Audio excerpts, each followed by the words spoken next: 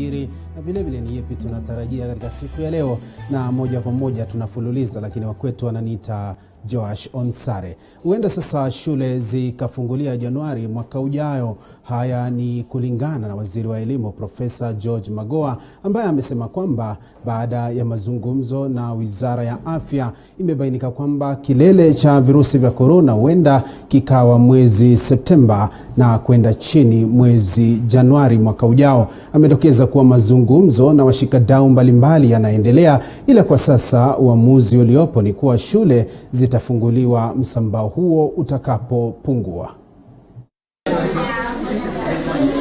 Mdahalo wa Nyilini wakati mwafaka wa kufunguliwa kwa shule umekuwa ukiendelea tangu Juni, na kwa mara nyingine tena Wizara ya Elimu imetilia shaka kufunguliwa kwa shule kutokana na idadi kubwa inayoshuhudiwa ya maambukizi ya virusi vya korona. We started with many options and we have kept on narrowing the options. And today we have discussed the options that are according to what is happening in the country as at the moment. As you are aware, a few days ago we had a peak of 278, and since that time we are in the hundreds. Na sasa huenda shule za msingi na za upili zikafunguliwa Januari mwaka ujao. The peak is likely to come in September, and by the grace of God perhaps taper down around January. Wakati huo huo, Magoha alisema kuwa wazazi wanataka shule zisalie kufungwa hadi virusi hivyo vitakapoisha, akidokeza kuwa kwenye mkutano na baraza la magavana msimamo ulikuwa ni huo huo. The position of the parents has been very firm that we don't open until we achieve stability, which means until the curve is flattened. And in my view, the parents are one of the major stakeholders. Kizungumkuti kinachochachawiza vichwa vya washikadau wa elimu zaidi ni jinsi ambavyo wanafunzi watadumisha umbali wa mita 1.5 madarasani. Whatever is going to determine whether we open or not would depend on whether social distancing can be achieved in school. Magoha aliyesema hayo mapema leo katika mkutano ulioshirikisha tume ya walimu nchini TSC, chama cha walimu NAT, muungano wa wahathiri nchini WASU, pamoja na washikadau wengine wa elimu. Aidha, imebainika kuwa huenda kufunguliwa kwa shule mwaka ujao mwezi Januari ukawa uamuzi bora zaidi, kwani hautaathiri pakubwa ratiba na mtaala wa masomo. Andrin Kilemi, TV47, Nairobi. Na bila shaka mpenzi mtazamaji, kwingineko ni kwa Jaji Mkuu David Maraga anasema hastaafu mapema kama inavyodaiwa. Maraga anasema angali na kazi ya kutekeleza katika idara ya mahakama kabla ya muda wake wa kustaafu Januari mwaka ujao. Ameyasema hayo jana wakati ambapo alikuwa akizindua mfumo wa kidijitali katika mahakama, mfumo utakaotumika katika mahakama zote jijini Nairobi. Wakenya sasa watatakiwa kusajili na kufuatilia kesi zao kupitia mfumo huo.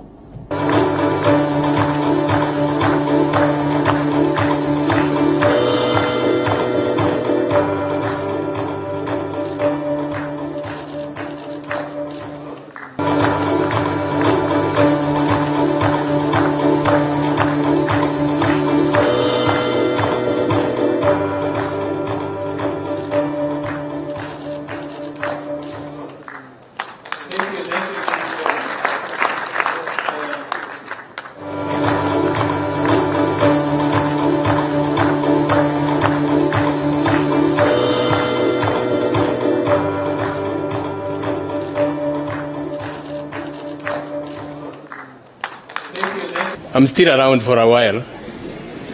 We have quite a number of things to do. As you know, the judiciary has a very, very strict protocol. A retiring judge takes terminal leave. So when my time comes, I will receive a letter from the CRJ asking me to take terminal leave. I believe that will be somewhere in November. So I'm still around. Don't worry. It marks the singular most important step in our long journey to harnessing information technology as an integral part of our service delivery to our people. These advances are carefully guided by a robust judiciary ICT policy, whose overall objective is to provide a governance framework for the acquisition, use and disposal of ICT in the judiciary. The ODPP and other court users within the criminal justice systems have been using ICT platforms to file, conduct hearings, deliver judgments and rulings in line with protocols issued by the Ministry of Health. Na kwingineko, mpenzi mtazamaji, ni kwamba serikali inakadiria kupoteza bilioni 80 za mapato kutoka sekta ya utalii katika kipindi hiki cha mchamko wa korona. Sekta mbalimbali zimeathirika ukiwemo utalii, huku uchumi ukisalia katika hali mbaya. Wizara ya Utalii kwa ushirikiano na ubalozi wa Marekani nchini na serikali ya Ujerumani imezindua utaratibu unaonuiwa kusaidia katika kuendesha shughuli za utalii nchini. Wizara ya Utalii kwa ushirikiano na wizara zingine serikalini imezindua utaratibu wa kufuatwa ili kudhibiti maambukizi ya virusi vya korona na namna ya kuendesha utalii wakati huu wa janga la korona. It's now a reality that the virus could become endemic and we must all be prepared to live with it and resume normalcy under the prevailing circumstances as global efforts to find vaccines continue. Mwaka wa kifedha wa 2019-2020 serikali ilipoteza bilioni 80 ya kipato kutoka kwa sekta ya utalii, na cha mno huenda sekta hii ikachukua zaidi ya miaka miwili kurejelea hali yake ya kawaida. So we lost 80 billion in terms of revenue to government. And then in the next financial year, which is 2020-2021, we shall be lucky even to get 20% of that revenue into our economy. That's why we need to have the stimulus packages and stimulus initiatives so that we can fast track the revival of the industry and be able to get people in business and pay the taxes. Washikadau katika sekta ya utalii na wanyama wametakiwa kufuata utaratibu ambao ulizinduliwa, hii ikiwa ni njia mojawapo ya kufungua shughuli za kufufua uchumi. All tourism and related businesses and service providers should embrace this participatory approach by subscribing, adhering to and implementing the standard operating procedures. Kwa upande mwingine, mwenyekiti wa baraza la magavana Wycliffe Oparanya kupitia ukurasa wake wa Twitter anasema baada ya mazungumzo na magavana wenzake wanamshauri Rais Uhuru Kenyatta kufungua shughuli za uchumi kwa utaratibu na masharti yaliyowekwa kudhibiti korona kuzingatiwa, utaratibu huo ukiendelea kufuatwa. Sekta ya utalii ikiwa mojawapo ya sekta ambazo ipa serikali kipato cha juu, huenda kipato hicho kikapungua maradufu iwapo masharti ambayo yamewekwa na serikali hayatafuatwa. Nikiripotia TV47 kutoka jumba la KICC jijini Nairobi, jina langu ni Joash Onsare. Na bila shaka mpenzi mtazamaji, ni taarifa ambayo nilikuwa nimeivalia njuga tukisubiri ni yapi ambayo atakuwa anajiri. Kwingineko ni kwa kiongozi wa ODM Raila Odinga sasa anasema yuko sawa baada ya kufanyiwa upasuaji. Odinga ameonekana katika video iliyowekwa na mwanawe Winnie Odinga katika mtandao wa Twitter. Hii ikiwa ni siku moja tu baada ya kamati inayoongoza shughuli za BBI kusema kwamba ripoti yake iko tayari.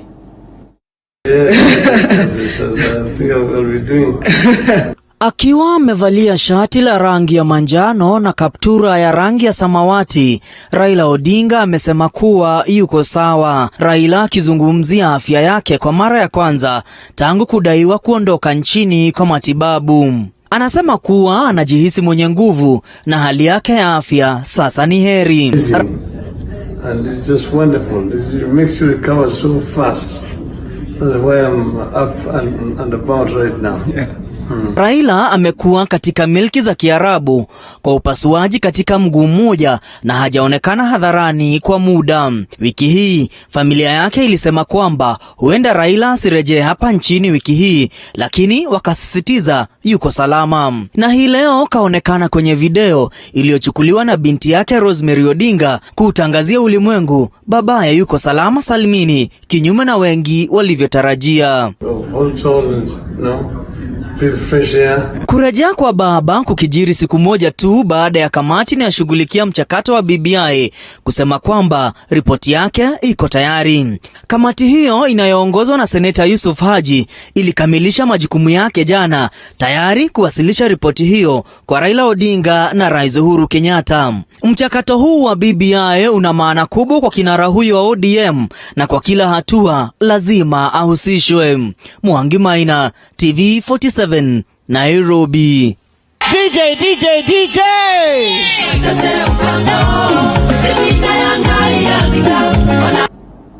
Na mpenzi mtazamaji, tukizidi kusonga mbele, ni kwa idadi kubwa ya Wakenya wanaougua maradhi mengine kando na maradhi ya COVID-19 wanakumbwa na wakati mgumu kusaka matibabu katika hospitali za umma humu nchini, wakati ambao msambao wa maradhi ya COVID-19.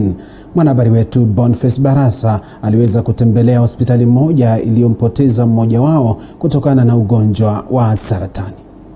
Tumeachwa nao ndio atasimamia. Ni chozi la Naomi Wafula, binti mwenda zake, likiashiria machungu ya kumpoteza mama mzazi kutokana na ugonjwa wa saratani wa matiti. Kulingana naye, jitihada za kusaka matibabu ya kuokoa maisha mamake mzazi ziligonga mwamba. Kajana kamweka chini, tukatafuta msaada, haikupatikana. Akapelekwa district Kitale, akakaa huko, akapelekwa Rifaro, bili kakuwa kubwa, akarudishwa. Tukajaribu kumtibu hata na dawa ya kienyeji, lakini tukashindwa. Baada ya jitihada za kusaka tiba ya mama mzazi kugonga mwamba kutokana na hofu ya msambao wa maradhi ya COVID-19 na mama kuaga dunia, dada yao kifunga mimba ameathirika na pigo ya kifo cha mama mzazi kwa kuwa mwenye mzongo wa mawazo na asiyekuwa na uwezo wa kuzungumza. Mama yetu alipotuacha, tuko na dada yetu Priska, ameweza kuadhirika ni kwa sababu ya kifo cha mama, na hatuna usaidizi vile tunaweza saidika.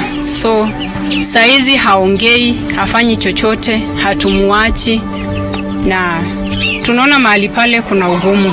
So tungeliomba mtusaidie kwa hiyo jambo, maana sisi wenyewe hatujiwezi. Familia hiyo inapowarai wahisani kuwasaidia kumtibu binti huyo. Ukweli mchungu ni kuwa matibabu ya maradhi mengine yametatizika kwa pakubwa, wale walioathirika wakikumbwa na hali ngumu ya kusaka tiba ya maradhi hayo. Billy Mkongo ni mwenyekiti wa kundi la vijana la Sinyereri na Mkenya anaishi Marekani. The disease, I know right now we have went from all the other diseases and everybody's actually looking to COVID, but we have,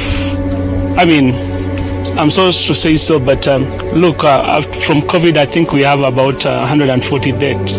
But how about the other diseases? How about hypertension? How about malaria? So let's start from that and just not focus on one disease. Kabla ya mlipuko wa maradhi ya COVID-19, Wakenya wengi wamekuwa wakisafiri hadi mataifa ya ughaibuni kusaka tiba ya maradhi kama saratani. Hivyo wito umetolewa kwa serikali kuboresha hospitali za humu nchini ili kutoa matibabu hayo kwa Wakenya pasi kusafiri hadi mataifa hayo. Serikali inatakana isukume kidogo so that we are able to tackle some of these diseases here. Kwa sababu pia hii kwenda nje kutafuta matibabu imetuacha maskini sana. Unakuta mgonjwa mmoja akienda, many millions go by, just go with that disease, and sometimes mgonjwa haponi. So I think it's good tuhamasishe jamii tuweze kudetect hizi magonjwa mapema so that we can take care of them. Kubwa zaidi linalotatiza familia hiyo ni hali ya ufukara unaowakumba, wenyewe wakiwa wapangaji katika nyumba hizi za kukodi. Ni bayana msambao maradhi ya COVID-19 ametatiza matibabu ya magonjwa mengine hospitalini, hivyo kwa lazimu Wakenya wengi walala hoi kujipata katika njia panda na kusalia na kovu. Ukweli mchungu ukiwa dada huyu ameweza kuathirika na hivyo anahitaji msaada wa dharura ili angalau kuweze kurejelea hali yake ya kawaida. Boniface Barasa, TV 47, kijiji cha Mnyaka kwenye eneo bunge la Cherangani, kaunti ya Trans Nzoia.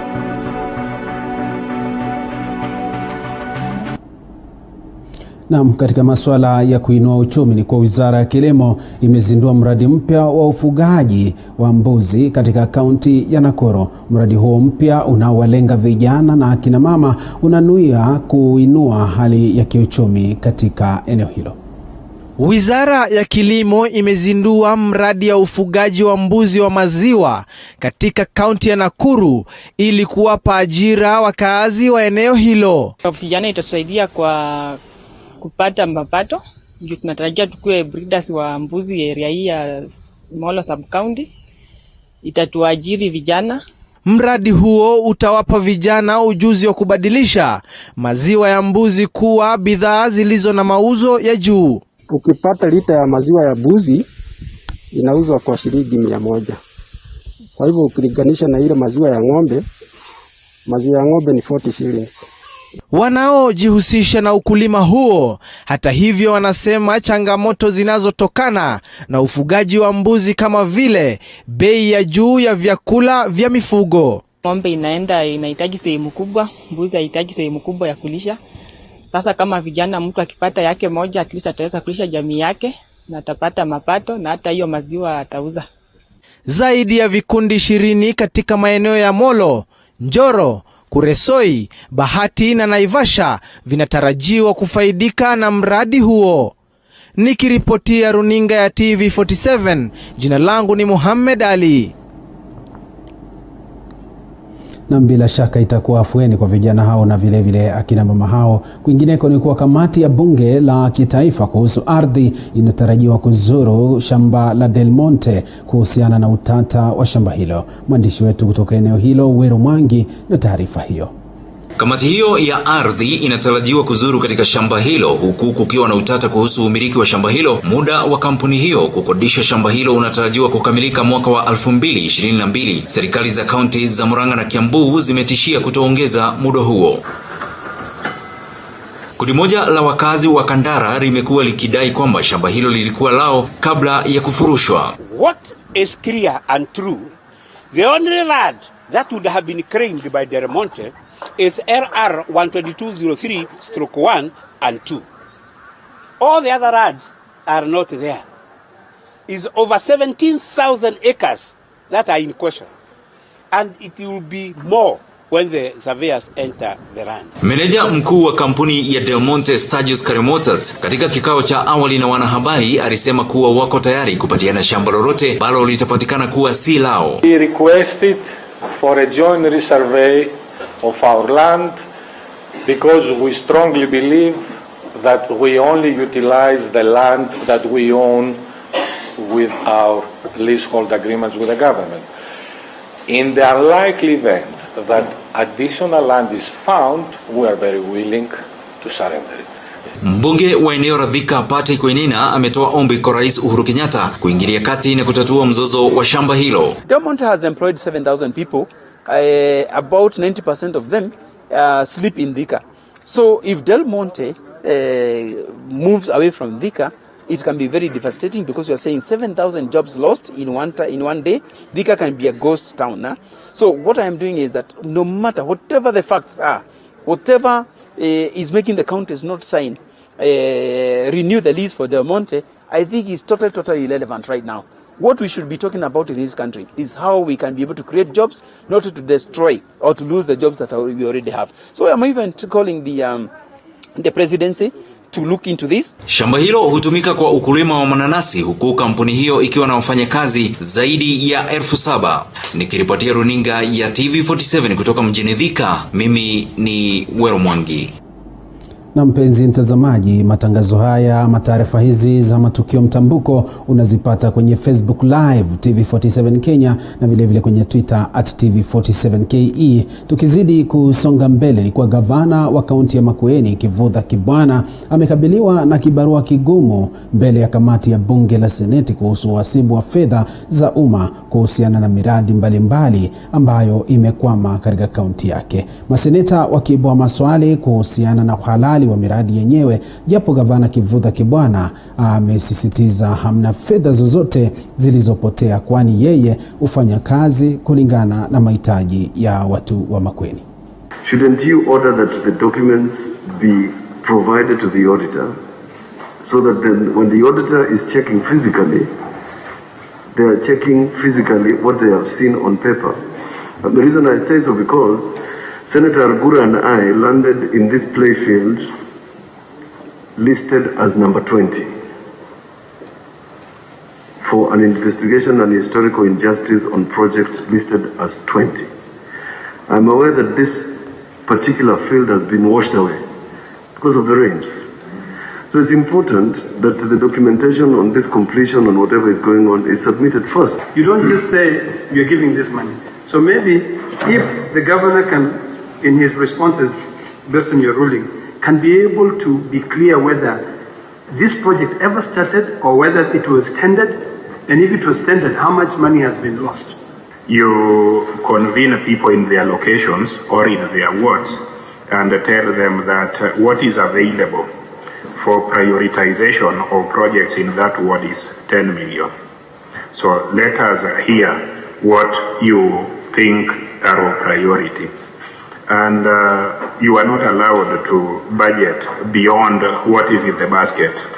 So, Governor, what is happening in Makueni where you convene people and they ask you to bring KICC and you commit to it when you don't have the funds? It has been severally pointed out that there was a time that I demanded accountability in this country, and I'm not about to relinquish following that path. That's a very, very, very essential path. It is indeed a path that makes what we do better. So I want to appreciate Senate, to appreciate all the institutions that are supporting Senate here. And that is why you have had chair and committee. We have said any information you require, anything that you require, we will be able to supply, any discussion, because we know. Na mpenzi mtazamaji, sasa tunaelekea magharibi ya Kenya ambapo familia moja kutoka kijiji cha Bakisa wadi ya Mihu katika eneo bunge la Webuye Mashariki imetoa wito kwa serikali kuwasaidia kutafuta mwili wa mmoja wao aliyezama katika mto Nzoia miezi miwili iliyopita. Mwandishi wetu Mike Kagwongo anatujuza. Familia ya mwenda zake ikiongozwa na mamaye Mary Nanjala inasema kuwa walipokea ripoti ya kuzama kwa mwanao kwa huzuni. Tukaanza kusikia maneno sijui mtu ametoka kwa maji, kuenda kwa mojari atumpati. Tukaenda Bungoma, tukaenda Webuye, tukaenda Mumiasi, lakini hakuna. Tukaleta Red Cross. Wakaendelea kutafuta siku 5. Na hiyo ilikuwa karama, nikashindwa. Kwa sababu siku moja ilikuwa shilingi 6,000. Alafu kukula na kuwa transport kwa paka kwa River Nzoia nikashindwa. Paka saa hii miezi miwili hajapatikana. Kwa serikali yetu munisaidie tu mtoto atoke kwa maji, bure siwezi. Hata hivyo, licha ya kutafuta mwili wa mwenda zake kupitia wapiga mbizi hawajaupata, na sasa wanataka serikali kuwasaidia. Mkewe marehemu pamoja na nduguye wanasema wamehuzunika sana kupoteza ndugu yao, na itakuwa vyema iwapo watasaidiwa kuupata mwili huo na kuuzika. Tumetembea tukisikia kwamba mtu amepatikana mmoja, shemeji wako rais kukimbia mara Kakamega mara Bungoma, lakini hatujampata. Tafadhali serikali na waomba, mimi naachiwa watoto wadogo. Wanadai kuwa iwapo mwili huo hautapatikana, basi huenda ikawa kero kwa jamii kwa ujumla na kusababisha mauti zaidi. Huwa tunazika ndio tunasahau. Bure akipotelea nje ama apotelee kwa maji, huwa anarudi kusumbua familia, kusumbua na kuchukua watu wengine tena wakikufa wakiendelea. Sasa vile wazazi wamesema, tunaomba serikali tusaidie ili kijana yetu apatikane. Akipatikana tukishazika mambo itakuwa sawa sawa. Sisi mtu akikufa anarudi kwa boma na anasumbua. Kwa hiyo tunaomba serikali asipotee. mtusaidie apatikane, ili tusiwe na mkasa kama huu, mtu aliyokufa apotee kabisa. Wameirai serikali kutengeza kivukio katika mto huo ili kuepuka maafa zaidi. Kutoka kaunti ya Bungoma nikiripotia TV47 mimi ni Mike Kagwango. Na bila shaka mpenzi mtazamaji, tunazidi kufululiza na taarifa zaidi. Ni kuwa klabu moja ya ndondi mtaani MATHARE kaunti ya Nairobi imeendelea kutoa mafunzo ya ndondi kwa watoto wa mtaa huo wakati huu wa janga la korona. Wakufunzi wanaonoa watoto hao wanatumai mafunzo hayo yatawaepusha watoto hao na visa vya utovu wa maadili. Julius Juma anaarifu.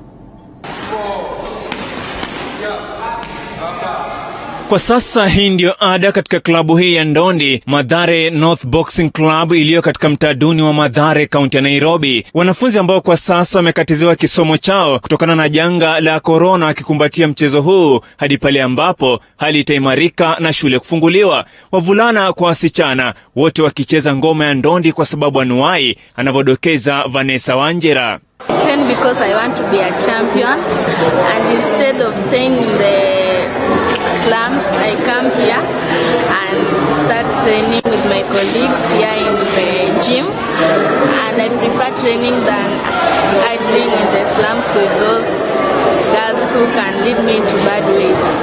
Wanjera mwenye umri wa miaka 14 aliingilia fani hii miaka 2 iliyopita, lakini tayari ana ndoto kubwa. This boxing has helped me because I know I can defend myself in any ways, even if I am attacked by my fellow girls or my enemies.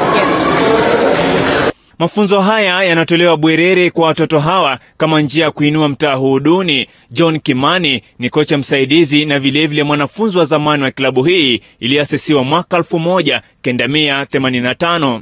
Mimi nilifunzwa na nikashika hadi nikafika kwa hii ni ya captain. Sasa mimi nilishika sana na pia mimi nisaidia wenzangu juu most of the time unaweza pata kocha yuko. Unaweza pata kocha yuko. Sina bidii mimi nimechukulia, unaona. Si ati juu yuko zoezi kwenye hivyo, hapana, mimi nachukulia na train wenzangu. Na venye sasa kuna shule tuko wengi, unaona.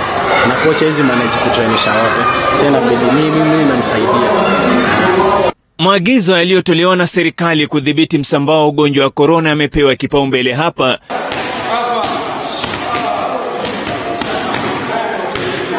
Kocha mkuu Bernard Moiruri anaimani kwa mafunzo haya yataepusha watoto wa mtaa huu na visa vya utovu wa nidhamu. Sana sana mkiangalia hapa nyuma, vijana wengi sisi sana sana kwa tunadili na vijana wa shule. Sana sana wao tunadili nao hapa. Wengi kuangalia hapa badala ya huko mtaani, sisi tunamwencourage wakam kufanya mazoezi nao badala kwa mtaani pale hivyo. Kila kukicha idadi ya watoto katika klabu hii inazidi kuongezeka, shule zikiwa zimefungwa kwa miezi kadhaa sasa. Chanzo janga hatari la korona. Nikiripotia runinga ya TV47, mimi ni Julius Juma.